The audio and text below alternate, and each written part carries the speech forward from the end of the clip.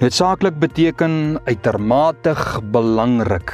As Judas die noodsaaklikheid van verandering en die veragting daarvan besef het, sou hy heel waarskynlik verander het.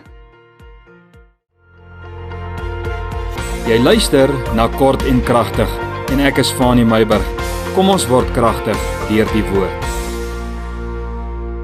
Ek groet jou op hierdie Vrydagmôre. Ag man, dankie dat jy saam luister uit die kosbaarhede van God se woord. Vanoggend gesels ek met jou oor verandering is noodsaaklik. Ek praat hierdie week, het jy agtergekom? Natuurlik. Ek praat 'n bietjie oor verandering vanoggend. Verandering is noodsaaklik. Galasiërs 5 vers 25. Ons gaan eintlik 'n bietjie later daarna kyk.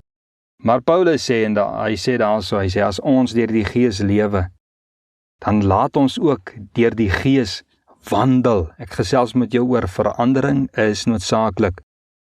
Jy weet, Woensdag, het ons gesien hoe selfvervulling, selfbevrediging, as ek dit so kan noem, 'n man gekelder en verandering van hart gestuit het.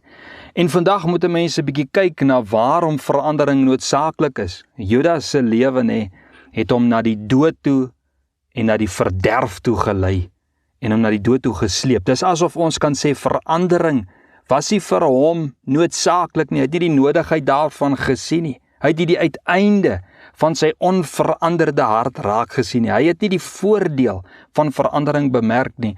Ook nie die konsekwensies van hierdie onveranderde hart nie. Verandering in Judas se lewe sou vir hom vrede gebring het, man. Dit sou vir hom vreugde gebring het. Dit sou vir hom samehorigheid gebring het.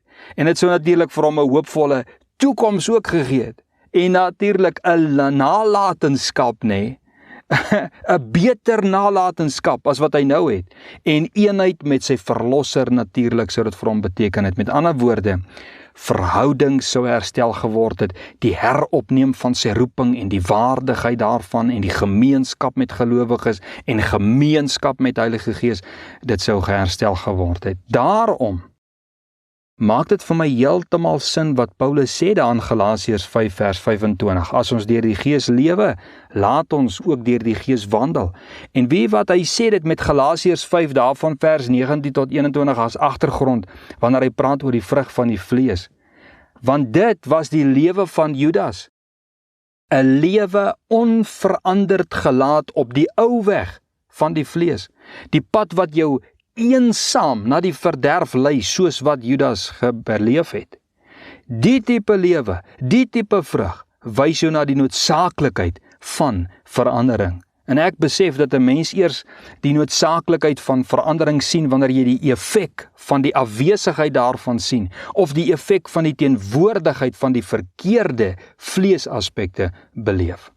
Want jy sien eers die noodsaaklikheid van verandering as jy sien wat oorspel aan jou huwelik gedoen het, of wat hoerery, 'n rondgeslapery voor die huwelik aan jou siel en gees en toekomstige verhoudinge gedoen het, of wat afgodery en die okkulte aan jou verhouding met jou God gedoen het en aan jou siel gedoen het, of wat konstante, onuitgesorteerde vyandskap en twis en jaloersheid en toornigheid en naaiwer en tweedrag, partyskap en afguns aan jou menseverhoudinge gemaak het, of wat die besoedeling van iets soos moord en dronkenskap en brassery op jou gelaat het. 'n Mens besef eers hoekom is verandering nodig en noodsaaklik as jy hierdie goed beleef het. As Paulus sê, jy moet na die Gees wandel, dan wys hy juis na die noodsaaklikheid van hierdie verandering. Nie net het hy jou grondpad van die vlees gewys dat dit 'n effek op jou aardse bestaan het nie, maar hy wys ook dat dit 'n effek op jou ewige bestaan. Soos dit waarmee Judas, ek dink ook, heel moontlik mee gekonfronteer was, En Paulus sê, jy mens, moet wandel na die Gees. Jy moet wandel na die Gees. Die Here doen nie alles vir jou nie. Jy weet Judas se binnegoed, sy eenheid met Jesus Christus en sy kameraadskap tussen sy mede-apostels en die gemeenskap met medegelowiges, sou gebly staan het as verandering vir hom noodsaaklik was. En ek besef net dat as die ewigheid vir 'n mens belangrik is, dan is verandering ook vir 'n mens noodsaaklik. En ek dink soms verander ons nie. Al weet ons dis die regte ding, en al weet ons dis noodsaaklik. Ons verander nie, want eerstens, ons vind dit moeilik om uit die patroon en gewoonte van sonde te kom. Ons sien nie die lig nie. Ons voel ook blootgestel, nê, en gestroop van ons sonde status onder ons verkeerde vriende. Daarom bly ons in die sonde. Ons voel soos verloorders dalk, aanvanklik, daarom bly ons in die sonde. Ons voel seker ons sal nie daarsonder kan klaarkom nie. Minder drank en kuier en kos en skinder, want ek meen, wat drink jy as jy kuier? Of van wat suig jy? Of waaroor praat 'n mens as jy nie oor ander mense kan praat nie? Dit voel mos soos 'n leemte. Dalk voel ons die nuwe lewe is oninteressant en vervelig en dood en onopwindend en onbekend en ek sal nie inpas nie. Is dit dalk die rede hoekom mense wil verander nie? Ons voel ons kan nie ons selfbeeld so 'n nekslag toedien nie. Daarom verander ons nie. Ons sukkel om te verander want ons het ons lewenspaaie vir onsself uitgemessel om dit nooit te kan en wil verander nie. Of dalk is daar die Judas gevoel nie, van skaamte en verwyd. Ek dood eerder voor ek Jesus en my mense moet face teenoor wie ek oortree het. En ek besef ook nie, ons ag nie hierdie Heilige Gees kwaliteite van liefde en blydskap en vrede en lankmoedigheid, vriendelikheid, goedheid, getrouheid, sagmoedigheid, selfbeheersing as belangrik nie. Dis vir ons belangriker, nê, om selfvervullend te lewe. Ons spandeer duisende maandeliks op ons vleispaleise, op ons steenpaleise en op ons staalkoetse. Ons sien dit as noodsaaklik. Dit moet gereeld verander, maar ons laat na om die noodsaaklikheid van verandering te sien in ons liefdelose bestaan, ons valse en tydelike belewennisse van blydskap en vreugdes. Ons sien nie die noodsaaklikheid van lankmoedigheid teenoor die wat tot kennis moet kom, of van goedhartigheid teenoor meer as net die wat onder ons dakke bly, of ons sien nie die noodsaaklikheid van sagmoedigheid en selfbeheersing en naaste liefde nie.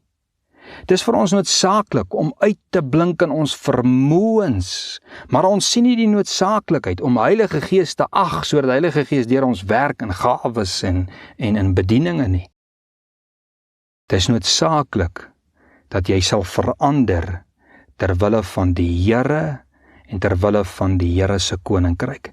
Dis noodsaaklik dat ons sal verander terwille van ons vrou en terwille van ons man, terwille van ons kinders, of dan terwille van jou toekomstige man of vrou, nê? Jou toekomstige gesin. Dis noodsaaklik dat jy sal verander terwille van jou siel. Dis noodsaaklik dat jy sal verander terwille van jou bediening. En nee, dis nie alright dat jy jonk is en jou lewe eers moet geniet op allerhande slegte dinge nie en dink jy sal dit eendag regstel nie. Vra vir Judas hoe dit vir hom uitgedraai. Dis 'n klug, man, dis 'n leuen en jy moet dit besef. Want sê die skrif dan nie vir ons daar in Markus 8 vers 36. Wat sal dit 'n mens baat? Wat het dit Judas gebaat? As hy die hele wêreld win, as hy die geld gewen het en die status gewen het om Jesus oor te lewer, wat sal dit hom baat as al hierdie goed om sy siel gekos het nie? My vriend, vriendin, familie, kind van die Here, jy wat Jesus dalk nie ken nie, ek wil vir jou sê, jou siel is ingedrang. Dis noodsaaklik dat jy sal verander. Dank die Here vir sy woord, blessing, seën van die Here vir die naweek wat voorlê. Dit is God se woord. Vat hierdie woord en deel dit met iemand wat jy weet dit nodig het op sy lewenspad. Tot ons maandag weer gesels as die Here ons lewe spaar.